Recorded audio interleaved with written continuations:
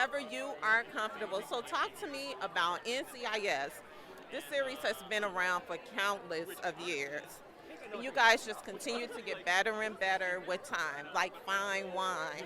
What is it about this series that you feel like keeps the world coming back for more and more and more? Well, I always jokingly say if I had the answer to that, I would bottle it and sell it at a very high price. Um, you know, it's amazing that now this is my 33rd year in television now.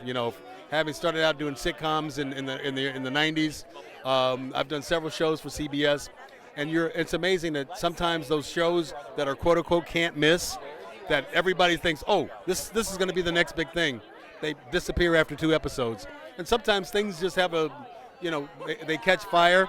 Audiences stay with them. I think there's a formula about NCIS, and I tell people this all the time. I said, when I was growing up in Ohio, television in the 1960s and the 1970s, every network TV show had a Western, Gunsmoke, Bonanza, Big Valley, Little House on the Prairie, and all those shows dealt with a very sort of simple form of right and wrong. You had people who had a moral compass. Sometimes they strayed off that moral compass, but they always tried to get back to it. But the main character had an innate sense of right and wrong.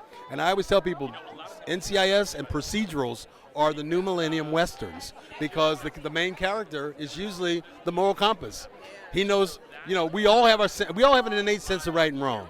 And I think that's the thing that audiences like, is that they know that at the end of that hour, right will prevail, that the good guys are going to catch the bad guys, and that doesn't happen too often in the real world. But when you tune into our show, that's what's going to happen. Take me back, Rocky, 33 years ago. What was that first big paid project that you worked on? Well, I was a stage actor who came to Los Angeles on a whim because a good friend of mine by the name of Charles Dutton said, I want you to come out and audition for a pilot. I didn't know what a pilot was. I said, well, first of all, somebody's going to have to explain to me what that is, and then secondly, sure, I'll do it. A week later, I was on a sitcom called Rock, and for 3 years, I was on the Fox network doing a sitcom. That was 33 years ago. But I credited, people say, well, what's the secret to longevity? The secret to longevity is the same secret in any profession. You show up, you're on time, you do a good job, and you're only as good as your reputation. If people in Hollywood, I said, after 2 or 3 years, they may not know you, but they know of you. And if word gets around about your work ethic or what you're like, you could be the most talented human being on the planet. But if word gets out that you're not really good to work with, you don't stand a chance. So fortunately for me, after 33 years, when I call, they still answer the phone. I love that. Before I let you go, Rocky, 33 years, do you have an age or a year cutoff that you plan to retire? Or are you just going to keep on going like the little engine that could, baby? For creators, for performers, you go as long as you can.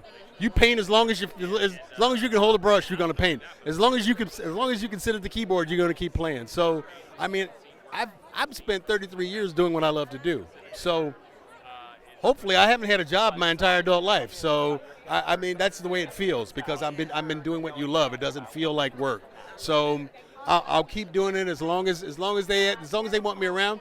And now I'm behind the camera, and when they get tired of seeing my face, I can be on the other side of the camera. Yeah. I hear it. Thank you so much, Rocky. My pleasure. Thank you. All right.